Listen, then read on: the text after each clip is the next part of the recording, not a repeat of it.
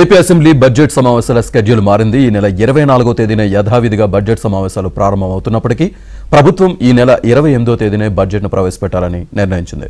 మొత్తంగా 20 రోజుల పాటు బడ్జెట్ సమావేశాలు నిర్వహించాలని ప్రభుత్వం భావిస్తోంది.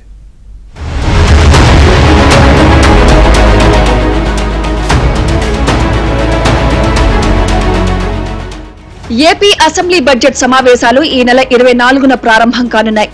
అదే రోజు ఉభయ సభలను ఉద్దేశించి గవర్నర్ ప్రసంగించనున్నారు. ఆ తర్వాత రోజు గవర్నర్ ప్రసంగానికి ధన్యవాదాలు తెలిపే తీర్మానంపై చర్చ ప్రారంభమవుతుంది. ఈ చర్చలో తెలుగుదేశం, జనసేన, బీజేపీ శాసనసభ్యులు పాల్గొనున్నారు. అదే రోజు సాయంత్రం ముఖ్యమంత్రి చంద్రబాబు నాయుడు గవర్నర్ ప్రసంగానికి ధన్యవాదాలు తెలిపే తీర్మానంపై రిప్లై ఇవ్వనున్నారు.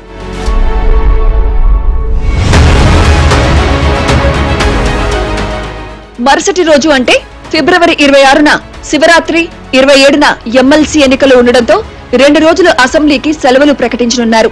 ఆ తర్వాత 28న వార్షిక బడ్జెట్ ను ప్రవేశపెట్టాలని ప్రభుత్వం నిర్ణయించింది.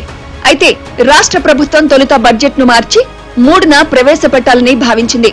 మార్చి 1, 2 తేదీల్లో శని, ఆదివారాలు కావడంతో 3వ తేదీన మళ్లీ సమావేశాలు ప్రారంభం కానున్నాయి. అసెంబ్లీ బడ్జెట్ సమావేశాలు ఎన్ని రోజులు నిర్వహించాలి అనే అంశంపై ఈ నెల 24వ తేదీన గవర్నర్ ప్రసంగం పూర్తయిన వెంటనే బీఏసీ సమావేశం నిర్వహించనున్నారు. అసెంబ్లీ బడ్జెట్ సమావేశాలు కనీసం 20 రోజుల పాటైనా నిర్వహించాలని ప్రభుత్వం భావిస్తోంది. ప్రజా సమస్యలను చర్చించడంతో పాటు ప్రతిరోజు ప్రశ్నోత్తరాల సమయంతో పాటు పలు బిల్లులను కూడా ప్రవేశపెట్టేందుకు సిద్దమవుతోంది.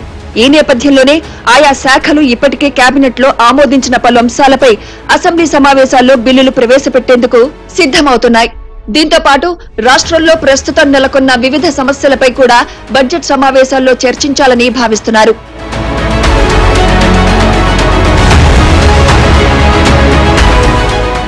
ఇక అసెంబ్లీ వేదికగా ప్రతిపక్షం చేసే విమర్శలను తిప్పికొట్టేందుకు ప్రభుత్వం సిద్దమవుతోంది. అసెంబ్లీలో తనకు ప్రతిపక్ష నేత హోదా ఇస్తేనే వస్తానని ఇప్పటికే వైసీపీ అధినేత జగన్ ప్రకటించారు.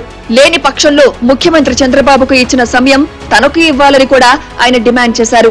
అసెంబ్లీలో శాసనసభ్యుల సంఖ్యలో 1/10 వంతు మంది గెలిస్తేనే ప్రతిపక్ష హోదా వస్తుందని అసెంబ్లీ రూల్ బుక్ లో ఉంది.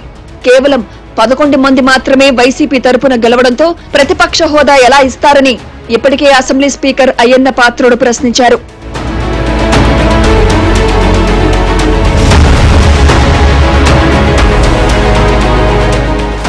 శాసన మండలిలో వైసీపీ ఎమ్మెల్సీలు హాజరవుతుండగా అసెంబ్లీలో మాత్రం వైసీపీ ఎమ్మెల్యేలు గైర్హాజరవుతున్నారు. కొత్తగా ఎన్నికైన కొంతమంది వైసీపీ ఎమ్మెల్యేలు తాము అసెంబ్లీకి వెళ్లకుండా ఎలా అని ప్రశ్నించినప్పటికీ వైసీపీ హైకమాండ్ నుంచి స్పందన లేదు. దీనికి తోడు తాము తాడేపల్లి ప్యాలెస్ నుంచే మాట్లాడతామని, దానికి ప్రభుత్వం సమాధానం చెప్పాలని మాజీ సీఎం జగన్ చేసిన వ్యాఖ్యలు విమర్శలకు దారితీశాయి.